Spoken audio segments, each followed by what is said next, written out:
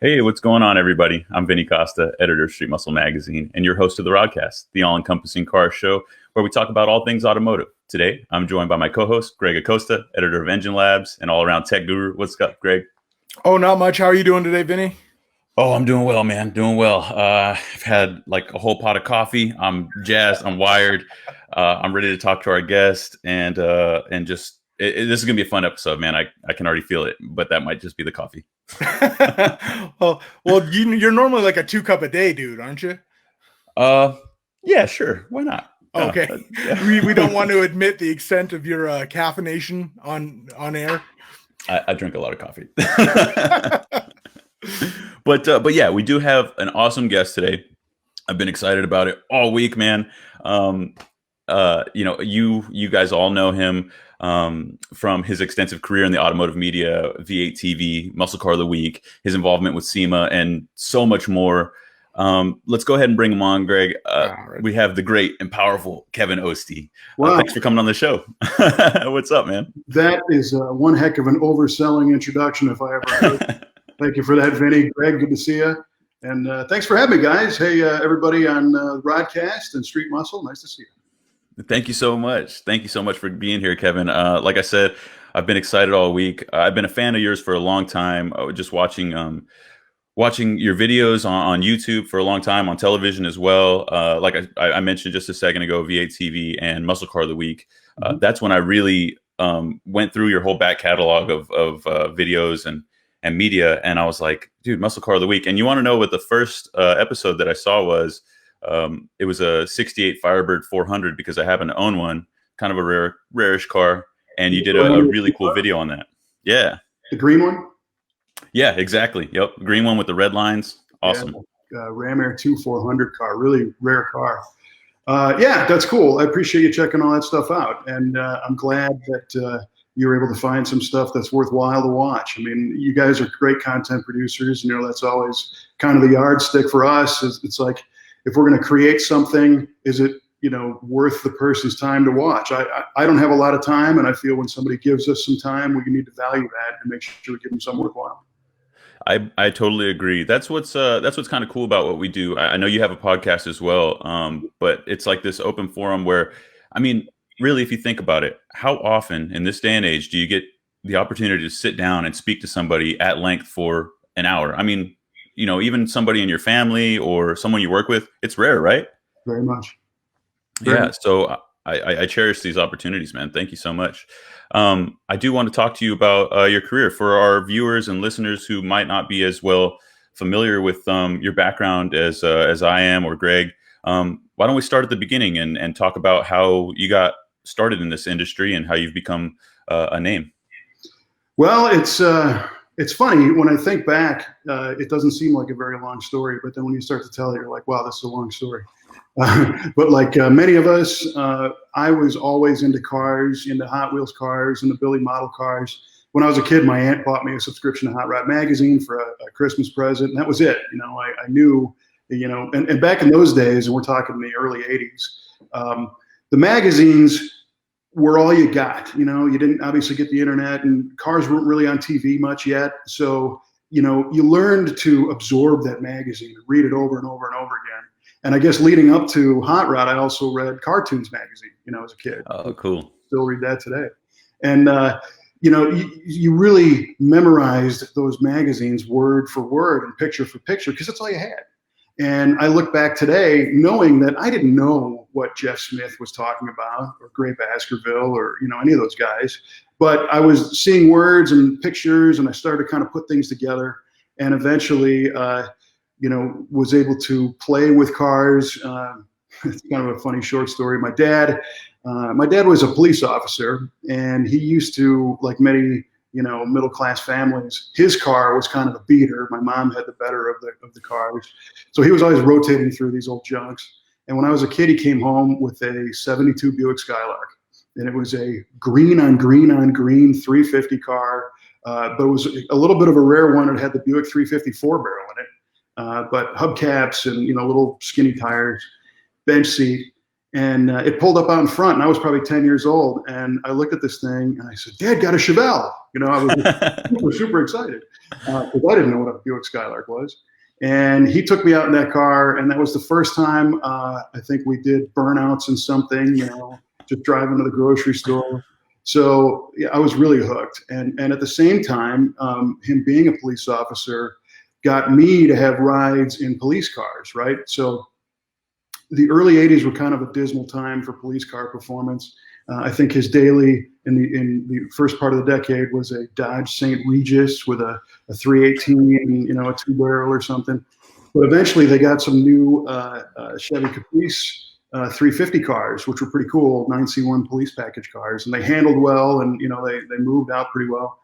So I'll never forget this experience of doing a ride along with my dad, and we're hauling down this suburban street. I grew up in the Chicago area, and he's got the rollers on, and at that point it was a Mars light, you know, so it had a full bar, but the things actually spun, the reflectors spun. That's what they call rollers. And you'd go down the road, and the strangest thing happened because the spot, you know, the colored lights would pick out a spot, and as they rotated, you could fixate on that point as you drove past at 100 miles an hour, you know, and it was like euphoric. And I was like, speed, I got crazy lights, I got, you know, I was totally hooked. So, you know, I was kind of an organic, you know, gearhead in the making, and was fortunate enough to be able to play with some cars in high school and had some friends that had stuff. But to turn professional, I was also fortunate enough in my high school to have a full radio and television station. So wow. We had a rocking 8.9 watt FM radio station, you know. But where that tower was in the Chicago area, we had the potential reach of, you know, almost 1 million people in that, you know, 10-mile range. There was 6 that listened, you know, and we knew them all personally. But that was a lot of fun, a lot of experience doing on-air stuff. And the television station was full on Wayne's World. It was a cable public access channel, and we would just create shows, but with a little bit of professionalism back at the time, which was cool. There was studio pedestal cameras and some old technology, 3/4 inch Sony U-matic videotapes. So I learned how to edit video in a linear machine, which I don't know if any of you guys know what that is all about. But you know, today you can cut and paste a clip and move them around. Well, back in the old days, you had to know how long your project was going to be, and you had to stack your clips in order, one after the next, and you couldn't go back and change anything, right? So crazy. So I figured in high school, I'm like, you know, if I can do this kind of stuff for a living, this is a win. And I ended up going to school for journalism, for broadcast communications, and I went to 3 different colleges, eventually got a degree. But at the same time, I was painting cars in my parents' garage and you know, getting some of my own stuff. And it all really kind of came together thanks to the Hot Rod Power Tour, of all things. It was New Year's Eve, 1995, and my buddy Paul was an engineering student at University of Illinois, and I had been out of school for a year or so and not really having success in the professional radio world. I had a few jobs, but nothing that was, you know, anything. So New Year's Eve, Paul's like, you know, we got to make some resolutions for 96. What are we doing? We got to do something big. And he suggested we do the Hot Rod Power Tour. And this was the second year. I mean, it was way early on. So I'm like, sure, yeah, you know, New Year's Eve, right? Well, neither one of us had a car that was together. He was working on a 71 Chevy Nova that was in 1 million pieces and rusty, being a Midwest car. And at the time, I think I had I don't even know what I had. I had a 72 Skylark, again, not the one my dad had, but a different one, and it was in 1 million pieces. So he pulls up in front of my house like 5 days before the tour kicks off, 3 days before the tour kicks off, in the Chicago area again, and he said, dude, we got to go. And I said, go where? You know, I completely and he said, we got to be in LA in a couple days. The tour kicked off at the Peterson Museum that year and went to Norwalk, Ohio. So those were the days of the 500-mile drives on Power Tour, you know. And I said, we can't do this. You're kidding me. And he's like, you promised, you know. So we went, and he had this rusted out 88 Chevy Cavalier. You know, this was the only car the two of us that ran.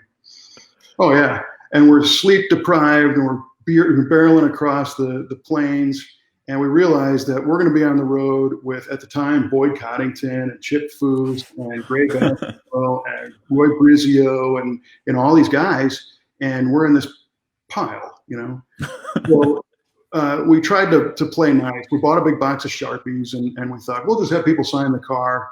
And we get to the Peterson and go through the kickoff. And at the time, I think there might have been 100 cars there. It wasn't a big deal yet. And we're driving through, down La Cienega Boulevard, and we're heading out to the 15 to go to Vegas for the first night.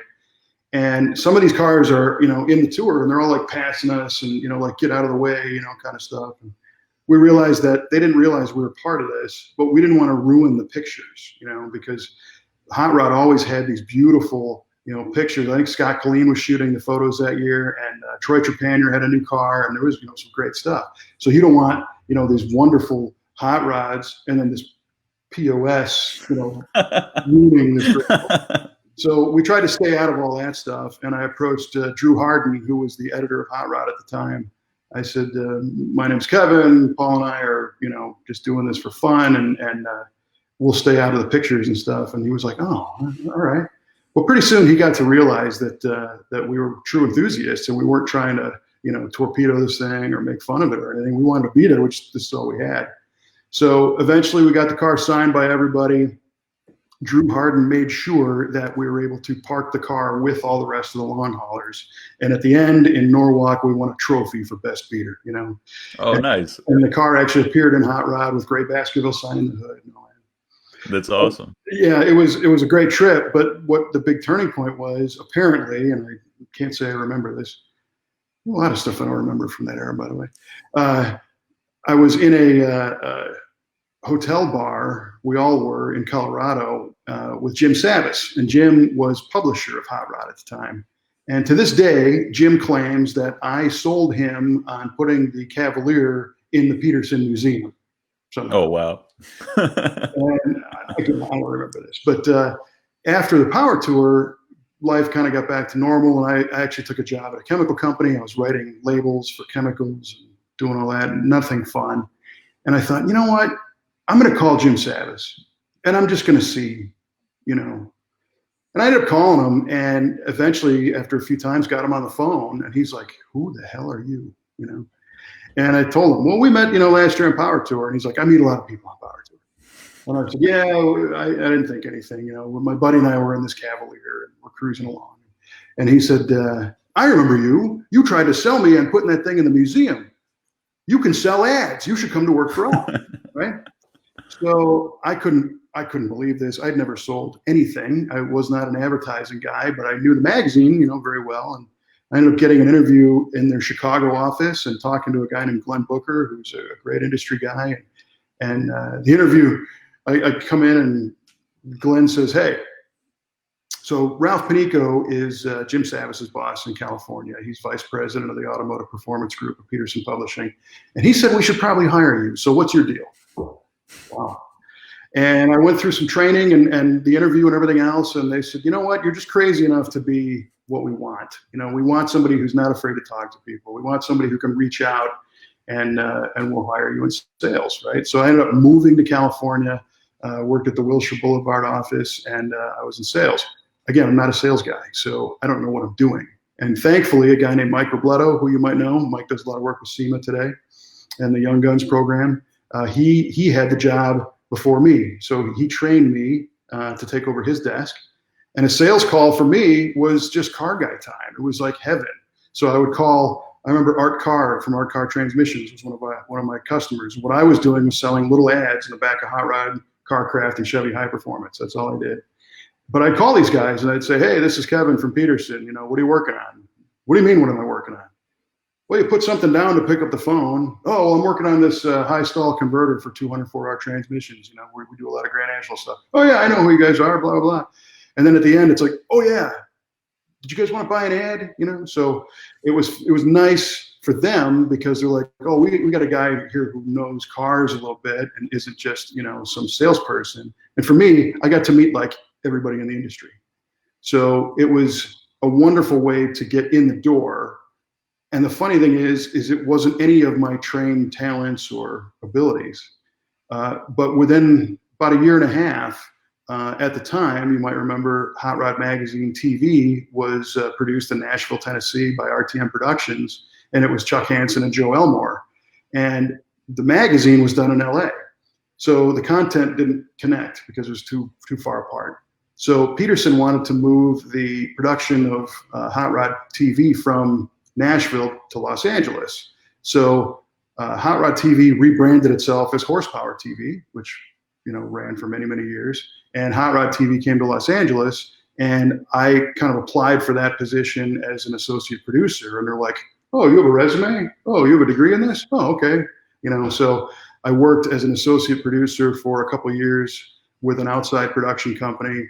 And those were the years where Peterson Publishing was getting sold seemed like every 10 minutes. But I was there through 4 different ownership changes. And finally, as Prime Media owned that company, that's when I became full producer of the show when it was on Speed Channel. So I ended up doing with what they call update shows. So we do a new half hour every 2 weeks, and then every week we would change out 10 minutes of the show. If you add all those together, I think I was on 240 episodes, something like that. Holy cow! Okay. Delivering network TV. So that was quite an arc, in Southern Cal, and to be able to work with those guys, and again, having that sales connection background really. I knew the people at Edelbrock, I knew people at Holley, I knew people, you name it, we worked with all of them. And it kind of got to a point where I ended up meeting my wife, who I met her on Power Tour, again, another long story. But we decided that, like a lot of people, we can do this on our own. We could do our own show. Why not? I know all these people, got some experience. And this was in 2003, elected to launch a half-hour television show called V8TV, and the whole purpose of V8TV was to kind of show the right way to do things. It wasn't a high drama show, kind of informative, not for everybody, but just kind of what I thought I would like to watch. And we launched it on a cable and satellite channel called Men's Outdoors and Recreation. We're on Dish Direct and a bunch of other cable systems around the country. And we had the pleasure of working with some great companies. So the first car, initially we were going to go to different shops and feature builds along the way. And what we learned is that a lot of times the parts aren't there, or, the guy doing the fabricating is sick or whatever. And here I've got this expensive professional crew standing there, that's trying to capture this, and there was nothing to shoot. So we thought, if we could do one car on our own, just for content, we could still feature other stuff, but we always have a fallback. And thankfully, at the time, we were talking with Royal Purple Synthetic Oil, and they're like, "Yeah, we like that idea. Why don't you do a Camaro for us?" So we ended up building a 69 Camaro for Royal Purple. It was called the Royal Sport. The car was not purple, by the way. And that was the first car we built. So to build the car obviously takes resources. Thankfully, my wife's family lives in a small southern Illinois town, and her father had some farm buildings and shop space. So he said, "Hey, you can use this building." And I think that was kind of a carrot to get my wife and I to kind of move to that direction a little bit. But between my wife Kelly and I, her brother John, who was at the time probably a 15 or 18-year veteran ASE certified body technician, and then Kelly's parents and a few other people, we completely rebodied this car. We built a shop in this farm building and found a 69 Camaro. We bought it off eBay. The only thing we ended up using was the windshield frame. Oh, wow. The whole freaking thing. Built a jig, built everything we needed to do it, worked with some great companies. And the car was at SEMA. So the first car our shop built was a SEMA car. And we aired all those segments on V8TV of how to do this. And the unexpected result was people would watch the show and they'd call and they'd be like, "Hey, build me a car." Okay, we had a 20 by 30 foot shop with a little room that we could do some things. Really bare bones. But that's what happened. So people start calling up, and next thing we've got a Chevelle, and next thing we got a Cutlass, and then we got a Pontiac Firebird. So that evolved into what we have today, which again I never could have predicted. Today we run the V8 Speed and Resto shop, so the whole shop grew out of that experience. We're no longer on the farm. We're coming on, I guess, almost 8 years in this particular location. Today we own 3 buildings. We've got 19 people on staff. I think we've got 27 cars in process with 7 or 8 in storage for customers all over the world. And we've been very, very fortunate.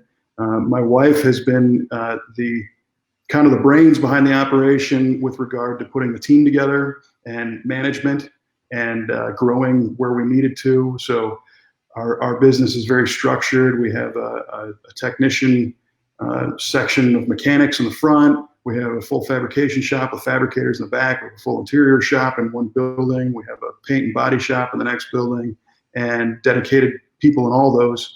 And most of them can also cross over and do something else. You know, somebody is out, but that's kind of where we're at. And the V8TV television show still airs on over-the-air TV, on the Revan channel, the Action Network. There's a couple other independent stations around the country. And like you were noting, we put everything online. I think we were one of the first television shows to actually jump online. Even before YouTube, we were streaming stuff in '06. And the only reason we could do it is the network contract that we had. I owned the rights. I owned the show. So I could distribute it wherever I wanted.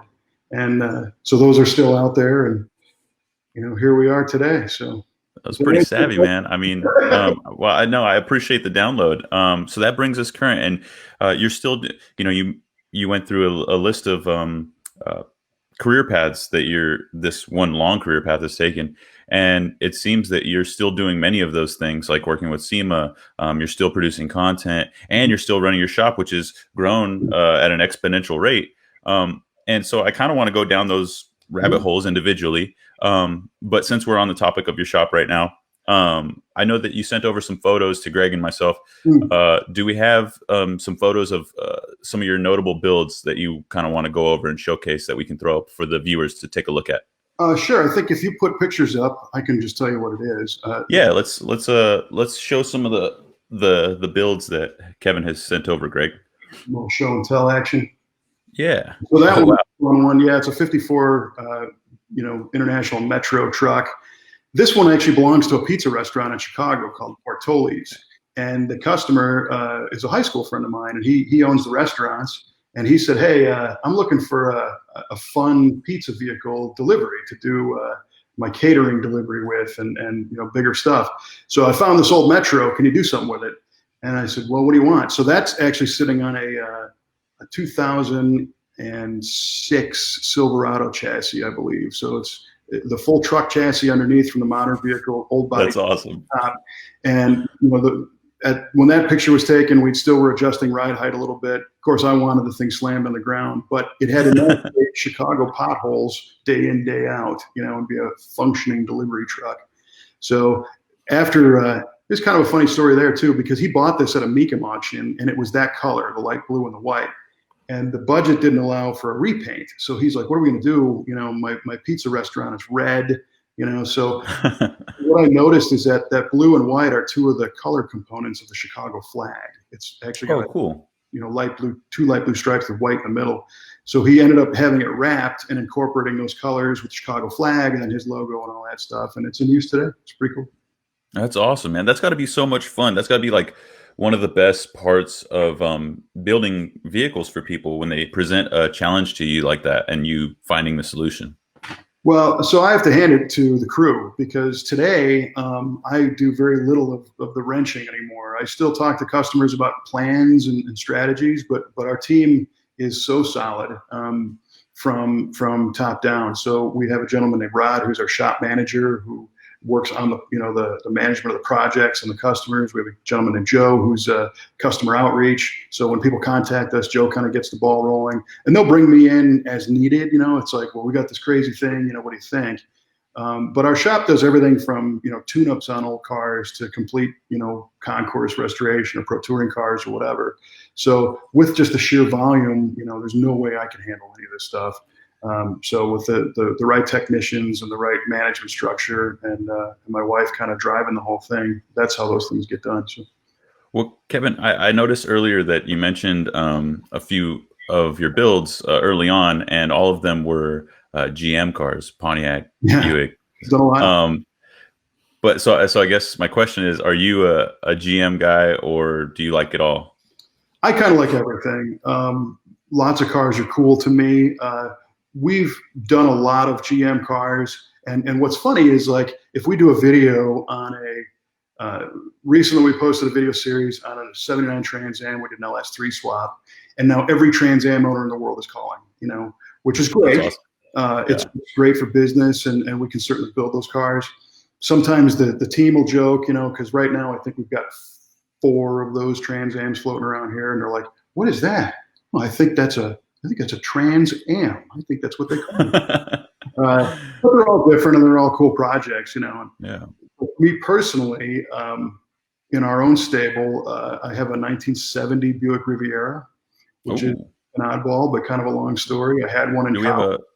Do we have a photo of that one? I don't know if you have a picture of it, but I might be able to figure something out to show you something on it. Maybe not. But yes, the 70 Riv. Many years ago, I was working on another Buick because my dad got me turned on to the Buicks, and I was going to clone a GSX out of a Skylark because I didn't have the money for the GSX. And I bought the 70 Riv as a parts car because it had a 455, it had buckets, it had a tilt column. I thought, I can do this. Well, I got behind the wheel of the car, and I really liked it. Enter this thing. Yep, and the one that I had I later learned was unique because it was a non-standard color. It was the flame red that was reserved for A-body cars. So somebody special ordered it. It had a white interior, it had a power bucket seat, it had rear defrost, power trunk. Everything you can imagine in that car. And of course, it rusted away, and I had to get rid of it. So I always wanted another one, so I found another one, and that's a current car that I have now. I just turned 35,000 miles on that car. So that's awesome. Essentially all stock, except for like ignition, because I just respect it too much. It's lived a long time, and nobody's messed with it, so I don't want to piss it off. Kevin, you're crazy knowledgeable about all these options that these cars had or didn't have or were available with. Is that kind of the idea that spawned, or the skill that you had that spawned the idea behind Muscle Car of the Week? Because I love those, man. I always learn something every time I watch them. Well, I appreciate that, and so do I. I would be remiss if I said I knew all this stuff off the top of my head. I research every car, and I still get stuff wrong, and that's okay too. We always cop to it when we do. But the Muscle Car of the Week experience happened because in addition to doing our own productions, we also do video for other companies. So we do commercials for mostly automotive companies, but others that need production work. And for many years, we've been the official video team for the Muscle Car and Corvette National Show in Chicago, which to me is paradise. It is such an amazing show. I'm normally not an indoor car show kind of guy, but the Muscle Car and Corvette Nationals, which also is the world's worst acronym, by the way, the McCacken Show. But the McCacken Show brings cars that you will never see in person because they're locked away in collections and high dollar, storage and whatnot. So one example was a couple of years ago, they had 17 of the 69 aluminum block ZL1 Camaros in a row. Oh, wow. 17, and they think that was the largest gathering of those things ever. And we shot video of that whole thing. And then a couple of years after that, they had a Hemi E-body convertible display. So that's 70 and 71 CUDA convertibles and 70 Challenger convertibles. And they had 29 of these cars, and they only made, 11 one year and 14 one year. So there's not many left. Most of what was left was there.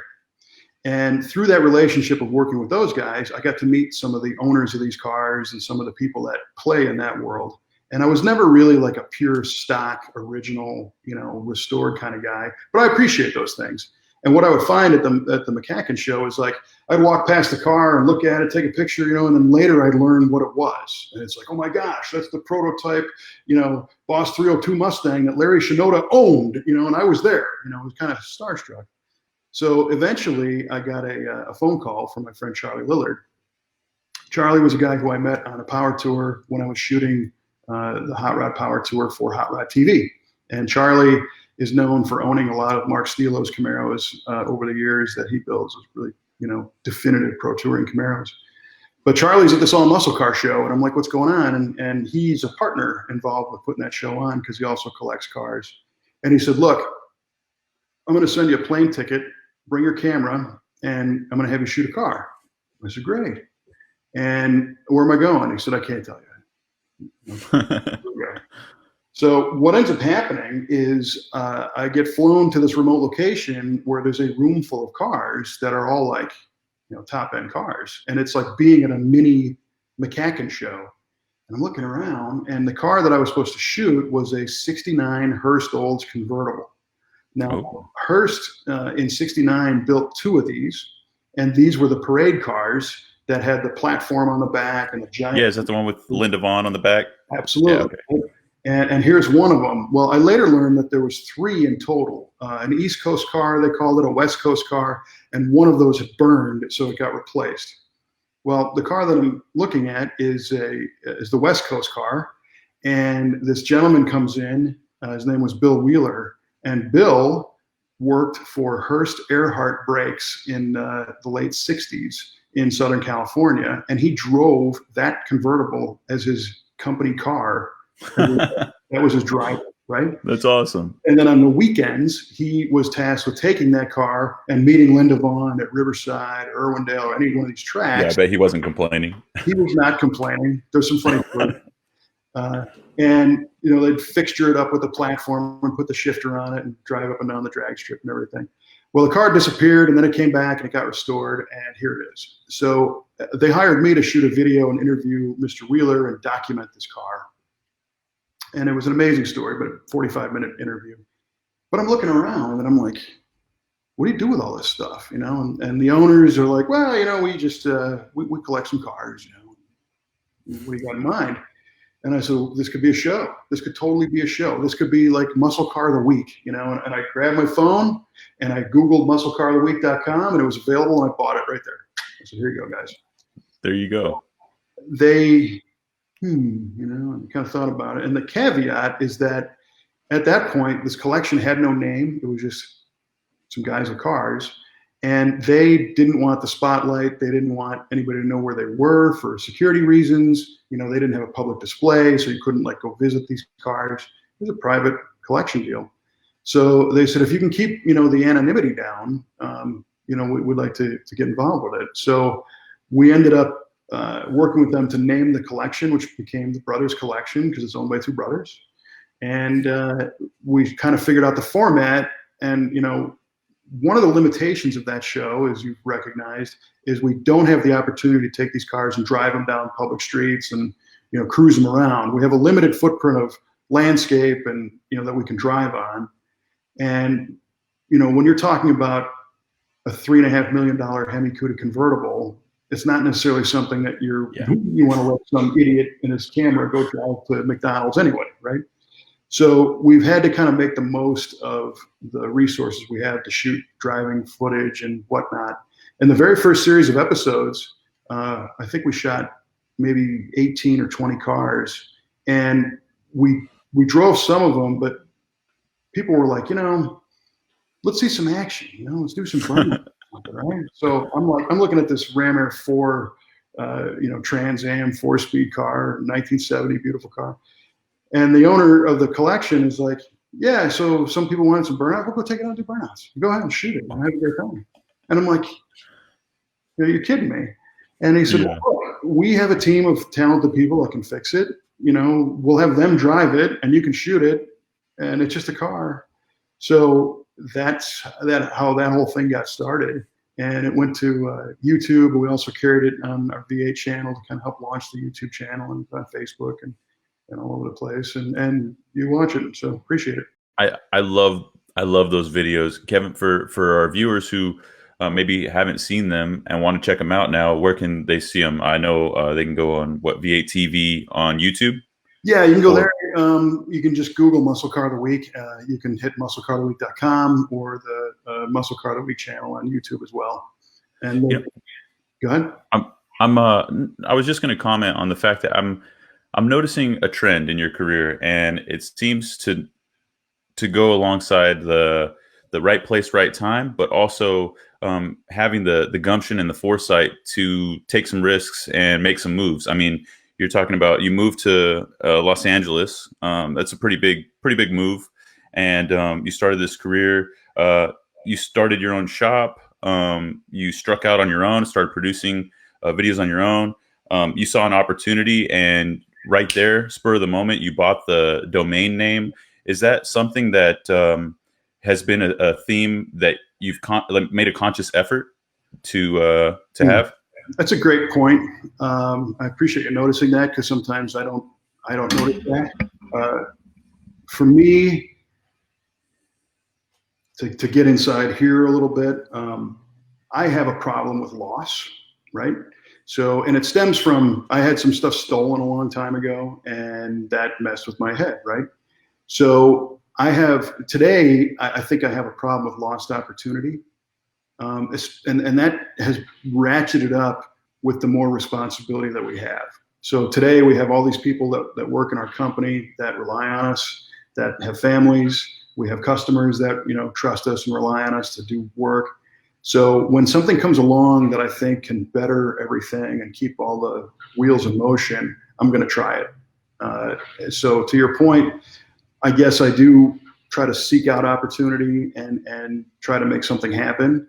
I've become more selective over the years, just because you can't do everything. That's what I was just going to ask you about. Has it become harder to say no as more opportunities have presented themselves? It's actually easier to say no, but it's not for anything other than a lot of opportunities don't have the resources to become real. So I get calls all the time, and they're like, "Yeah, you should come shoot all of our cars." And it's like, "Yeah, great, I would love to. So where are you? We need to fly there. We're going to get the crew. We got some financial resources." Then it's, oh, well, I just thought you'd come out and shoot it. I would love to. Yeah. I can't Well, I do this for fun. Some of those opportunities that have presented themselves have been extremely fruitful, though, and you've gotten the opportunity to work with countless big names in the industry. I know, like I mentioned earlier, you have your own podcast, and recently you did an interview with like Jay Leno, and you've worked with some quote unquote celebrities. He happens to be a celebrity, but some names in the automotive industry, right? Can you elaborate on that and tell us a little bit about your experiences there? Sure. I mean, I've been very, very fortunate, and the biggest one has been a connection with SEMA. Right. So that's another kind of fun story. A million years ago, when I was still at Hot Rod, there was another magazine called Sport Truck same company, and Sport Truck was produced right down the hall. And at the time, the editor of Sport Truck was a guy named Peter McGillivray. And Peter had used a Sport Truck project truck to drive to Las Vegas for the SEMA show this is probably 97, I want to say. And I also drove, at that point I had a 68 Riviera. I drove that from LA to Vegas to go to the SEMA show. Just about everybody else flew, and it's a 20-minute flight, from LA to Vegas. But I grew up in the Midwest. I love the desert. I wanted this stark desert highway, cool wind in my hair drive, so I wheel my own car out there. And this was I think my first SEMA show.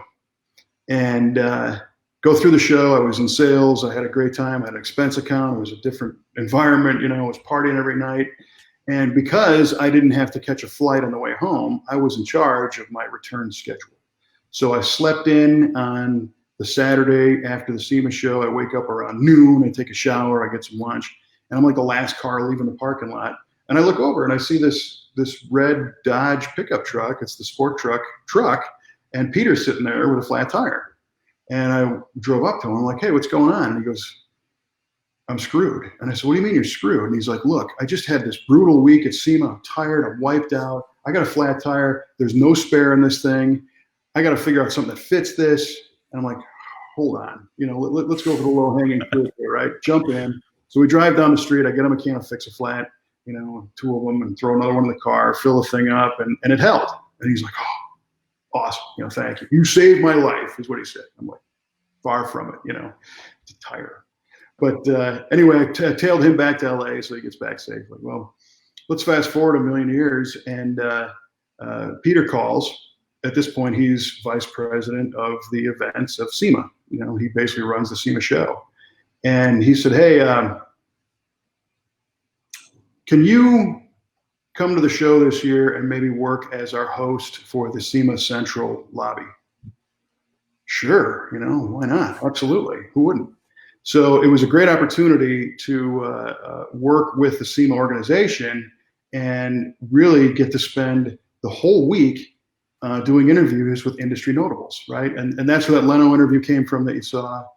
He's been a guest a couple of times. And so now you're talking like SEMA level notables and industry celebrities and whatnot. So, Richard Petty and of course Foose and, Kindig and all the big builders and a lot of the big company owners and industry pioneers and Linda Vaughn and, McGuire, you name it. I've been fortunate enough to have some time with them at that stage, which has been really, really cool. And that kind of morphed into doing more work for SEMA. So the SEMA week for me starts, just before, and I know the grind of building cars and spending 6 months, 24/7 building a car. That's the real grind. Don't get me wrong. I think the second biggest grind are the companies that put their displays together. And the other big grind is the actual SEMA team that puts the show together.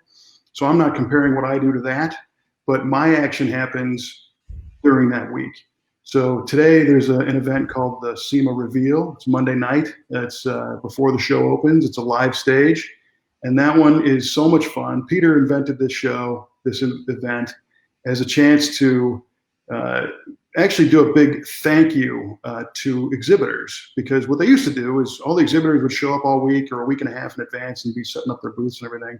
And then like the night before the show, they're done. What are they going to do? So they set up this buffet table out in front and they buy them drinks and a little thank you. Nice event, but not that exciting. So they said, why don't we put up a ramp, some lights, some audio, and we'll have some of the last cars that go into the show cross this platform, and we'll have Oeste in a suit, and it'll be great, right? So that's kind of how that happened. So now it's about 8 cars that come in with a live band. We had James Otto as entertainment one year, was wonderful. A local Vegas band was here last year, and it's that's where Chevrolet unveiled the E-Copo Camaro a couple years ago, the electric. Yeah. So it's a high-profile media thing that they allow me to host, and I kind of feel like a game show host up there, because it's that kind of variety show type feeling. It's unscripted. I don't know what the cars are going to be ahead of time, usually until just before. So the fun there is interviewing the builder or whoever's got the car, so I learn about it along with everybody else. But that's Monday night, and then I also host the new products breakfast. Co-hosted it this year. I've done it solo in the past. Joe Severgandio and I are the hosts of the SEMA Cruise at the end of the week, where here comes 2,500 cars that you've never seen before, and you got to say something about them. So that's fun. Yeah, well, that's where that compendium of vehicular knowledge comes into play, right?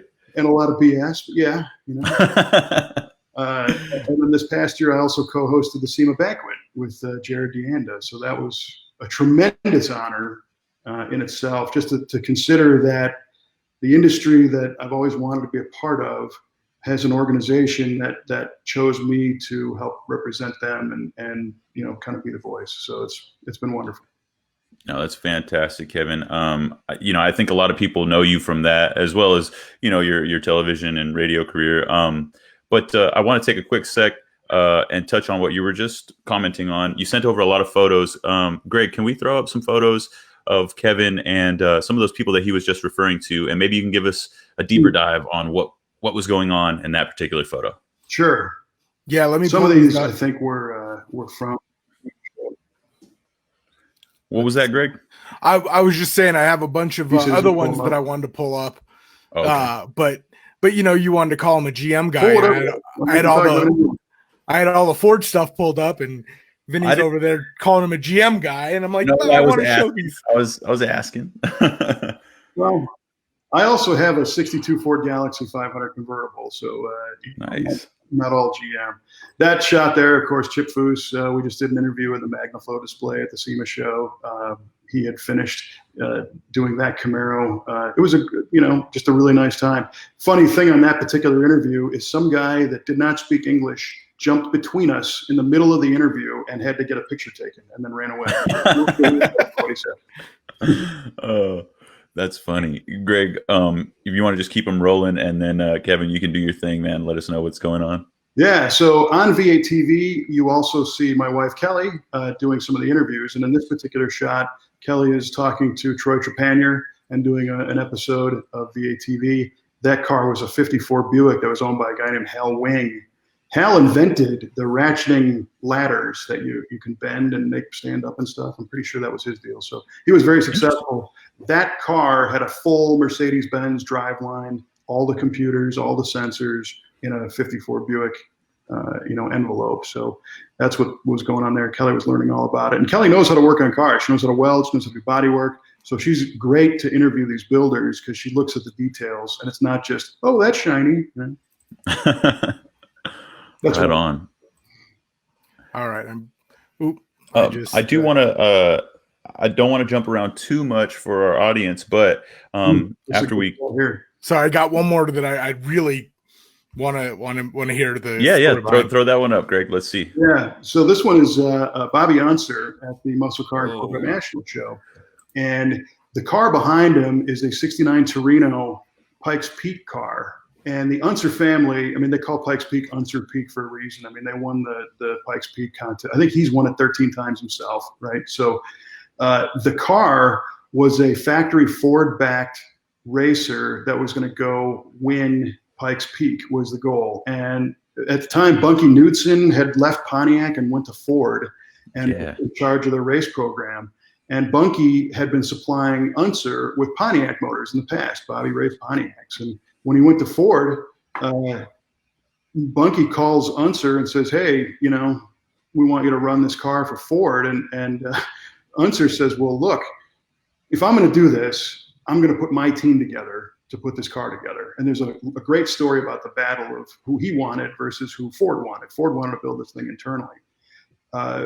Unser won. That is a Holman and Moody chassis. Bill Strop Racing, you notice the colors are kind of the Bill Strop Racing theme. The engine is a Boss 429 that was built by Smokey Unick, still in the car. Oh, wow. And Bobby drove, and he won the race with that car.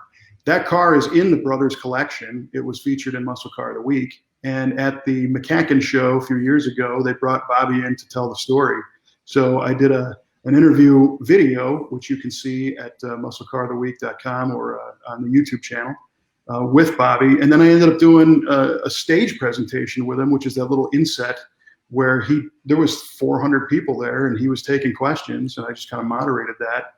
And that session is a podcast that you can find at V8 Radio. You can listen to that whole thing.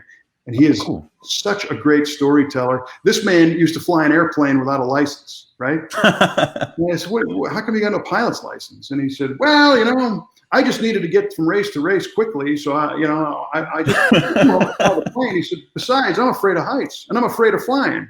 And if you take the pilot's test, they make you fly this thing straight up in the air and spin it over like it's going to crash. I didn't want to do that. Man, that's so funny. I was literally just going to comment on how I love their spirit from back in the day. They're asking him to race for them, and he says, being such a cowboy that he is, he's like, yeah, I'll do it, but I want to do it my way. So that plays right into that persona. That's hilarious. Yeah, it was awesome. Hey, Kevin, I want to take a quick step back and shift gears back to when we were talking about some of the cars that your shop has produced. We took a look at one, that kind of panel truck. What year was that? 54 Metro. Yeah. Greg, do we have some more photos that we can throw up? Because I do want to go over some more of these. Yeah. So this one is a fun car. It was just a local guy. He's actually a butcher. He owns a great butcher shop called Lair's Meat Market. And he bought this Galaxy. It's a dual quad 428 4-speed kind of street machine, with Kragers on it and everything. And he brought it to us to do some work on it. And while it was in our possession, somebody had done, or previously anyway, somebody did a disc brake swap. but the previous person didn't put the safety pin in the brake pedal rod. Oh. So the day the thing gets to our shop, one of our technicians drives it into the shop 5 miles an hour, steps on the brake pedal, and the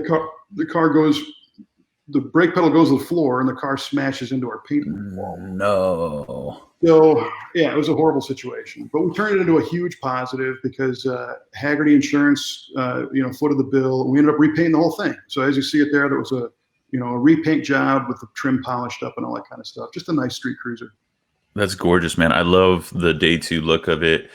I know you mentioned earlier that you're not exactly a purist. Would you consider yourself to be a traditionalist when it comes to hot rods of this nature, or where does your style fall into? I like respecting tradition. I'm definitely a no white walls after 64 kind of guy. Yeah. I'm also, one of the things that bothers me about that Galaxy are the tires. I would rather see, a more period tire on it, but you get what you can, So, but I'm not afraid of bending the rules a little bit either. And we do a lot of modern stuff. We do a ton of LS, LT conversions. In fact, I don't think I have a picture of the car, but you guys at Street Muscle have actually featured a car that we did a conversion on, doing an LT4 swap and a 6-speed with all Detroit speed stuff in it. And again, I'm fortunate to know all the people that make all those parts. We know a lot of people at GM. We know a lot of people at Detroit Speed and Forge Line and all these big companies. So when we're building a car that has an engineering challenge, we're able to get right to the right guy and not sit in the hold tree. So that's kind of fun. Kevin, I don't want to forget this question. It just popped back into my head. When you were talking about Muscle Car of the Week, I wanted to ask you, so far, what has been the episode where you learned the most about a car that you might have thought you known about, or and what has been your favorite episode? Wow. Well, I love something about everyone. I don't necessarily have a particular favorite. I have a lot of cars that I really like. I've learned. We did a great episode, many of them featuring the 69 Pontiac Trans Ams, the convertibles, because there's four of the 8 live in the collection. So I've gotten to learn a lot about those cars. A lot of the big Ford stuff. So 63, 4, 5, R code 427 cars, learned a lot about those. Also the Mopar stuff, there was, a handful of Hemi Roadrunners built in 68, convertible 4-speed cars, and they've got some of them, so I've been able to get in those. I actually drove 71 Hemi Cuda convertible, automatic car. And those cars were so far beyond, the realm of being able to get near one that I didn't pay a whole lot of attention to them. I was always like, in the Midwest, most of the Mopar stuff rusted away in the Chicago area. So they weren't very popular, and then they were like way expensive, whatever. So I just kind of mentally buffered away from those. But getting involved with that collection and seeing so many of them, I just grew a tremendous love for almost all things Mopar. I love that stuff. But I think I will say the favorite car for me, they've got a 70 GSX 455 stage 1 4-speed car. It's Saturn yellow. It's got everything that I would always ever want.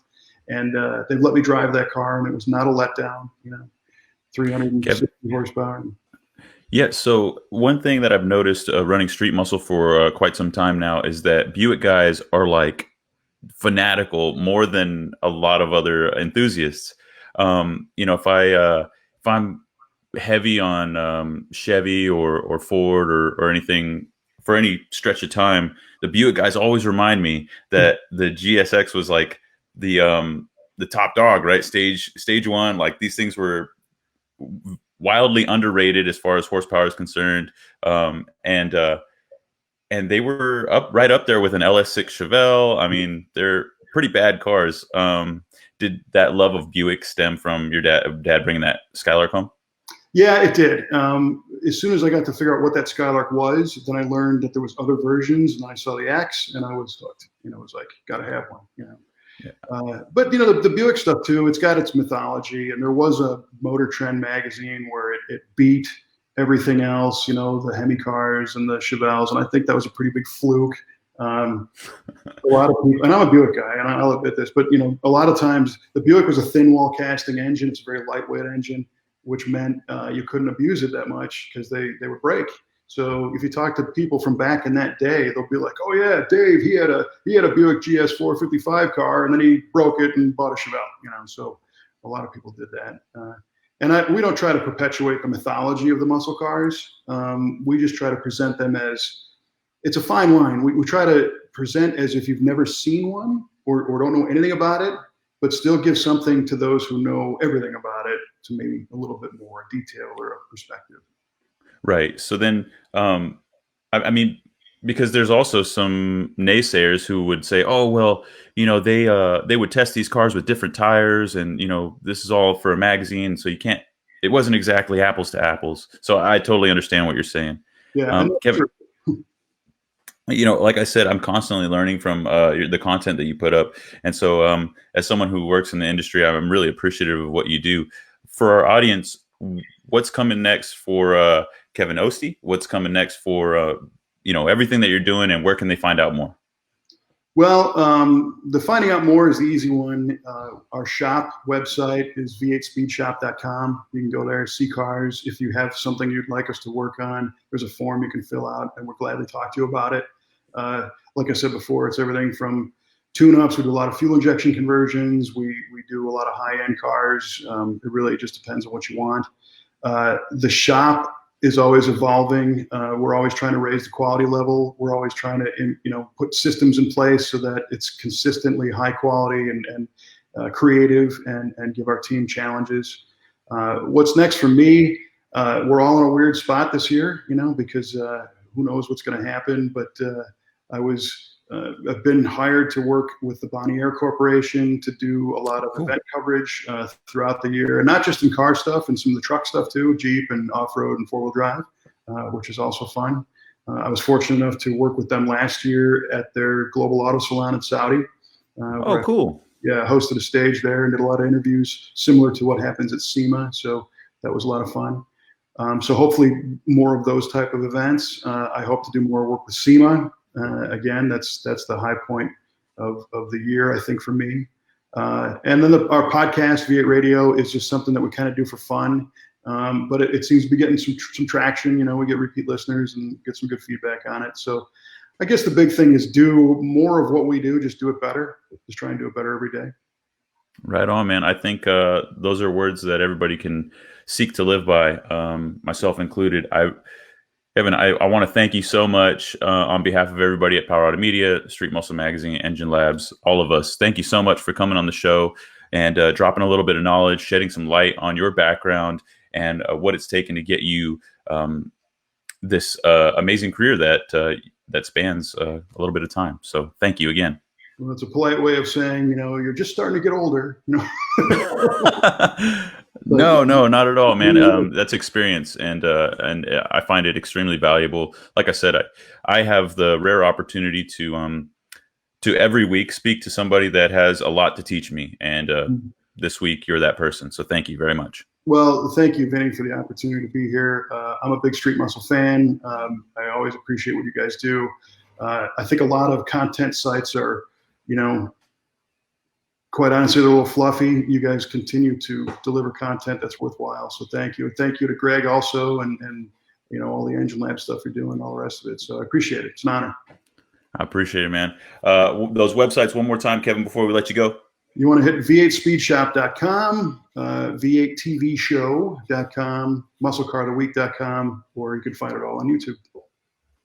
Thanks so much, Kevin. We'll talk to you soon, brother. Really appreciate it. Thank you. Greg. That dude, we didn't get to everything. Just no, we didn't. Like I know this whole lineup of cars that I wanted to talk about. You guys, we have like an hour-long show, and we could bring Kevin on again in the future. But an hour is pretty much our standard, and so I apologize if you guys feel like you've been shortchanged. But please know that this is not the last time that we're going to see Kevin Oeste.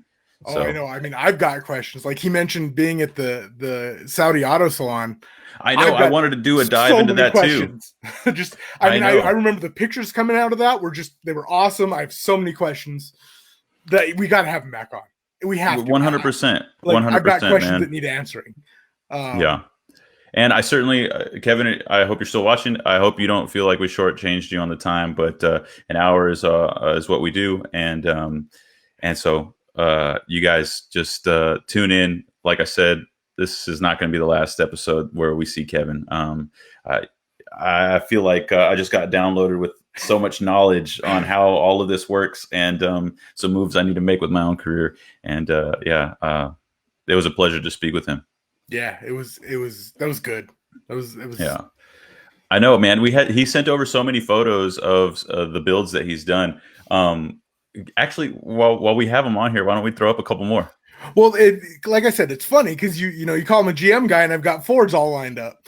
But yeah, so we got like this another Galaxy. For the record, I did not call him. Well, you know, guy. I asked. You asked, but I mean, for some reason I've got the soft spot for Galaxies. Yeah, man, the stacked headlights, they're awesome. Yeah, so I mean, I've got, which is weird because I'm kind of a late model guy. I'm not so much, 20 years plus before I was born. If it don't have chrome bumpers, man, I don't, no, that's not true. I like late model stuff, but yeah. I mean, I think you can see something here. I'll show another one real quick, and that'll end out my cue. But I think you can tell I got a little thing for stacked headlights, just like you said. Oh yeah. I mean, something about it.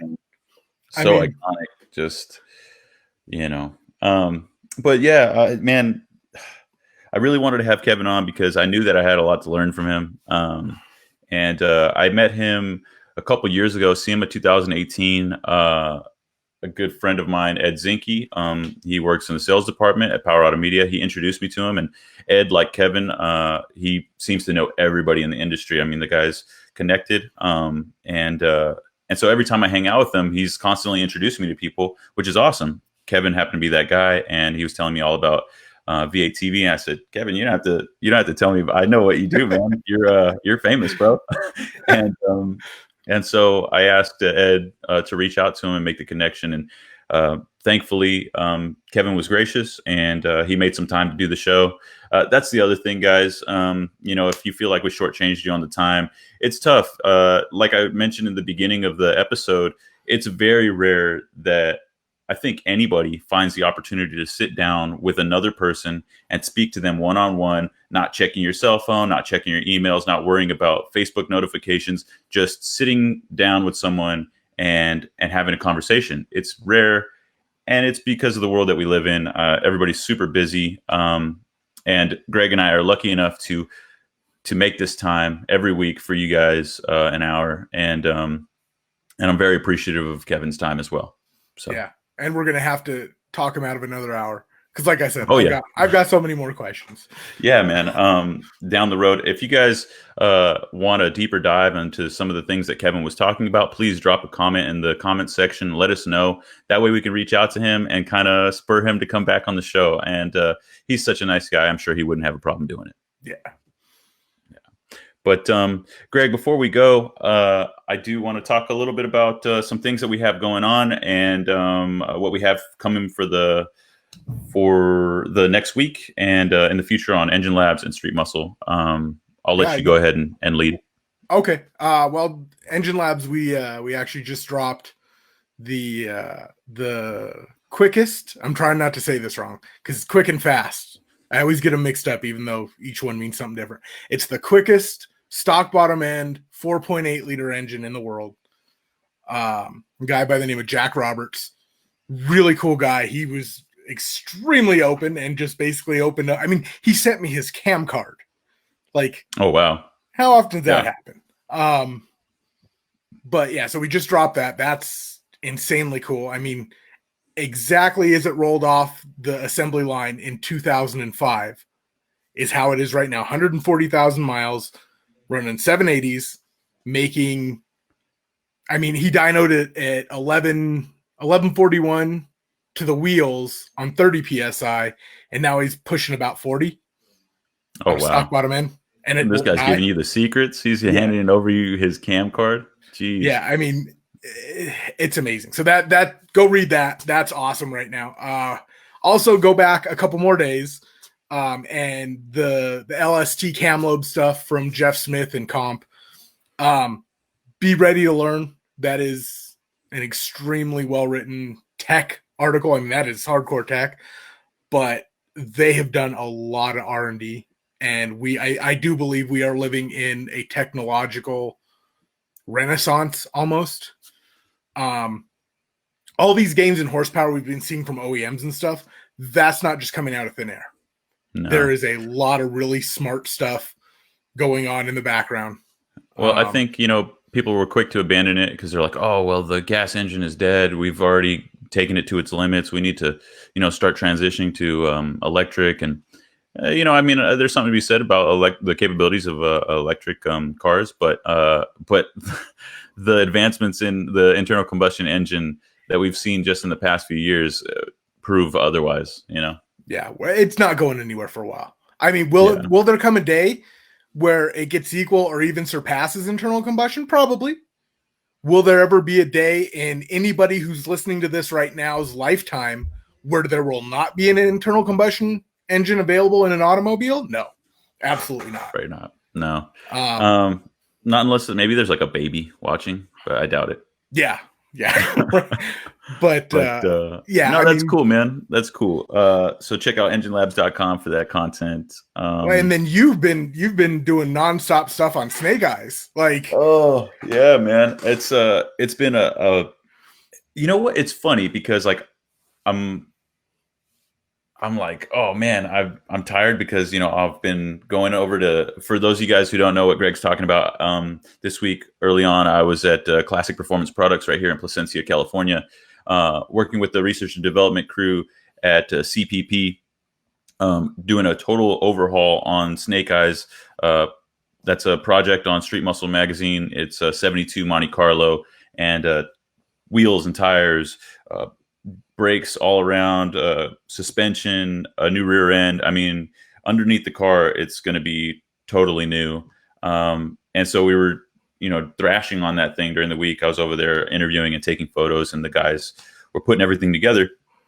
But yeah, so like, since I have to be out of the office doing that, I come home and, you got articles that you have to produce and a lot of content that goes along with that. And, I probably have a couple thousand photos just from those photo shoots. And so, yeah, it's been a lot of fun. This week has been gnarly. You guys need to look out for the forthcoming articles that are going to accompany that, probably broken up into a series because it's their Pro Touring 4 kit. So really, really cool. I've also posted some update videos on Street Muscle Magazine's Facebook. So if you guys want, go back into the videos and check those out. And you can see what suspension we're running, what wheels and tires we're running. It's a really cool build. I can't wait to unveil it for you guys. Other than that, we have some really cool stuff too. I just scheduled an article for publish today.